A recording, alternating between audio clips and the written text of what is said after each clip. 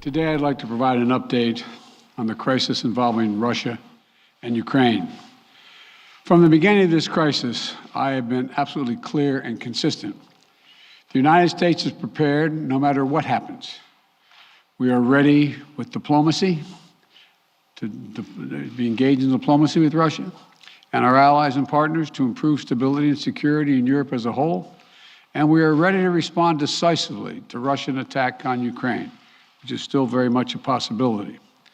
For all the events of the last few weeks and months, this has been our approach, and it remains our approach now. So today I want to speak to the American people about the situation on the ground, the steps we've taken, the actions we're prepared to take, and what's at stake for us and the world, and how this may impact on us here at home. For weeks now, together with our allies and partners, my administration has engaged in non-stop diplomacy. This weekend, I spoke again with President Putin to make clear that we are ready to keep pursuing high-level diplomacy, to reach written understandings among Russia, the United States, and the nations of Europe to address legitimate security concerns, if that's his wish. Their security concerns and ours. President Putin and I agreed that our team should continue to engage toward this end, along with our European allies and partners. Yesterday, the Russian government publicly proposed to continue the diplomacy. I agree. We should give the diplomacy every chance to succeed. And I believe there are real ways to address our respective security concerns. The United States has put on the table concrete ideas to establish a security environment in Europe. We're proposing new arms control measures, new transparency measures, new strategic stability measures. These measures would apply to all parties, NATO and Russia alike. And we're willing to make practical, result-oriented steps that can advance our common security. We will not sacrifice basic principles, though. Nations have a right to sovereignty and territorial integrity. They have the freedom to set their own course and choose with whom they will associate. But that still leaves plenty of room for diplomacy and for de-escalation. That's the best way forward for all parties, in our view. We'll continue our diplomatic efforts in close consultation with our allies and our partners. As long as there is hope of diplomatic resolution that prevents the use of force and avoids incredible human suffering that would follow, we will pursue it. The Russian defense minister reported today that some military units are leaving their positions near Ukraine. That would be good, but we have not yet verified that. We have not yet verified the Russian military units are returning to their home bases. Indeed, our analysts indicate that they remain very much in a threatening position. And the fact remains, right now, Russia has more than 150,000 troops encircling Ukraine and Belarus and along Ukraine's border. An invasion remains distinctly possible. That's why I've asked several times that all Americans in Ukraine leave now before it's too late to leave safely. It is why we have temporarily relocated our embassy from Kyiv to Lviv in western Ukraine, approaching the Polish border. And we've been transparent with the American people and with the world about Russia's plans and the seriousness of the situation so that everyone can see for themselves what is happening. We've shared what we know and what we're doing about it. Let me be equally clear about what we are not doing. The United States and NATO are not a threat to Russia. Ukraine is not threatening Russia. Neither the U.S. nor NATO have missiles in Ukraine. We do not have plans to put them there as well. We're not targeting the people of Russia. We do not seek to destabilize Russia. To the citizens of Russia, you are not our enemy. And I do not believe you want a bloody, destructive war against Ukraine, a country and a people with whom you share such deep ties of family, history, and culture. 77 years ago, our people fought and sacrificed side by side to end the worst war in history. World War II was a war of necessity. But if Russia attacks Ukraine, it would be a war of choice or a war without cause or reason. I say these things not to provoke, but to speak the truth, because the truth matters. Accountability matters. If Russia does invade in the days and weeks ahead, the human cost for Ukraine will be immense. And the strategic cost for Russia will also be immense. If Russia attacks Ukraine, it'll be met with overwhelming international condemnation. The world will not forget that Russia chose needless death and destruction. Invading Ukraine will prove to be a self-inflicted wound.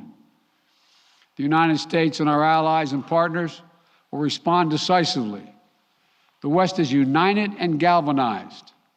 Today, our NATO allies and the alliance is as unified and determined as it has ever been. And the source of our unbreakable strength continues to be the power, resilience, and universal appeal of our shared democratic values. Because this is about more than just Russia and Ukraine.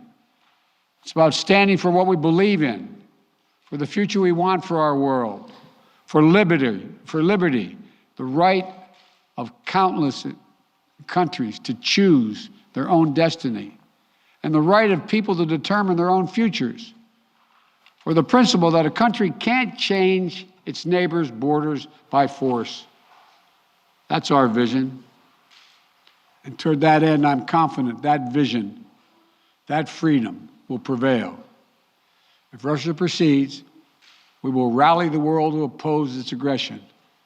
The United States and our allies and partners around the world are ready to impose powerful sanctions on export controls, including actions that we did not pursue when Russia invaded Crimea in eastern Ukraine in 2014.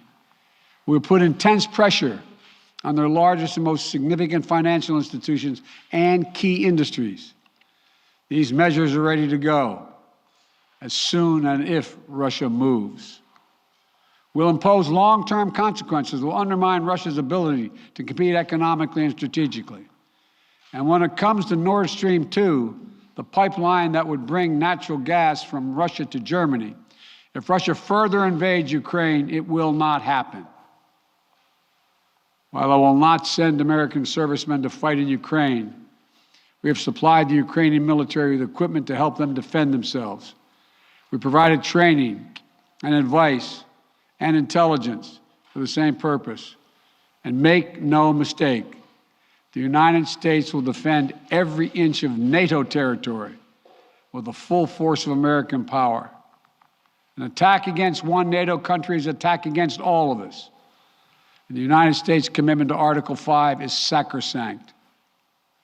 Already, in response to Russia's buildup of troops, I've sent additional U.S. forces to bolster NATO's eastern flank. Several of our allies have also announced they'll add forces and capabilities to ensure deterrence and defense along NATO's eastern flank. We will also continue to conduct military exercises with our allies and partners to enhance defensive readiness. And if Russia invades, we'll take further steps to reinforce our presence in NATO, reassure us for our allies, and deter further aggression. To be clear, if Russia decides to invade, that would also have consequences here at home. But the American people understand that defending democracy and liberty is never without cost. This is a cause that unites Republicans and Democrats. And I want to thank the leaders and members of Congress of both parties who've forcefully spoken out in defense of our most basic, most bipartisan, most American principles. I will not pretend this will be painless. There could be impact on our energy prices.